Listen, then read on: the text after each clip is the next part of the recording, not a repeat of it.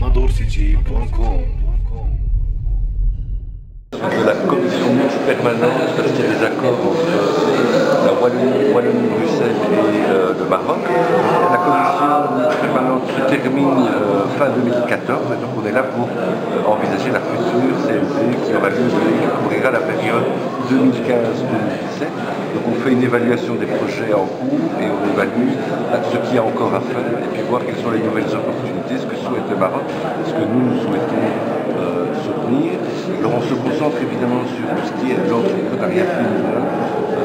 On travaille aussi beaucoup sur tout ce qui est formation professionnelle, toutes les activités génératrices de revenus, des petits micro-crédits, etc. qui se font. Et alors évidemment il y a un focus particulier cette fois-ci sur toute la politique des malvoyants, des non-voyants.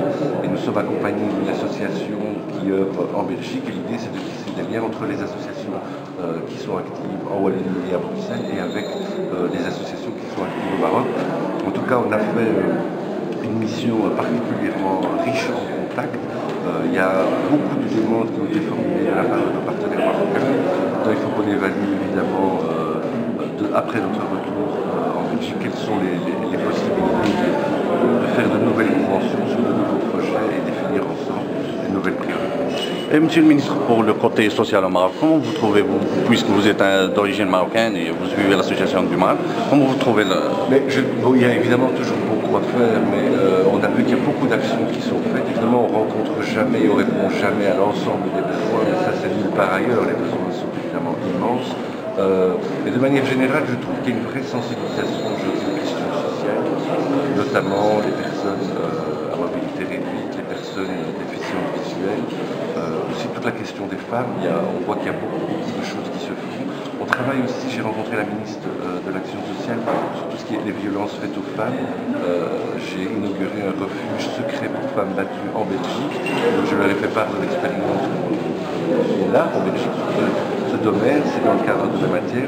Et j'ai rencontré des partenaires particulièrement intéressés. Donc il n'est pas impossible que demain on lance aussi de nouvelles initiatives en faveur de la lutte contre les violences faites aux femmes ici. Vous savez, personne n'a le monopole, ça existe en Europe, ça existe évidemment au Maroc, ça existe partout dans le monde. Donc, toutes les actions qui peuvent permettre d'aider les femmes à lutter contre ce fléau, ce sera le bienvenu.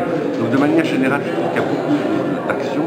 Alors ce qui m'a très fort frappé, c'est la participation de la population. Donc, il y a vraiment des initiatives citoyennes, il y a une vraie société civile, il y a un vrai tissu associatif qui est riche, qui est dynamique, riche d'actions, riche de personnalités, de talents.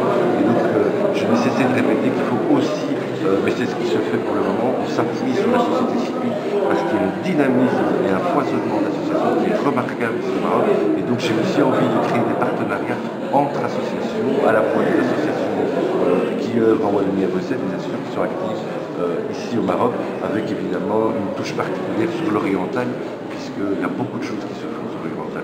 Donc vous avez vu, il y a beaucoup de projets en perspective, mais de belles collaborations aussi.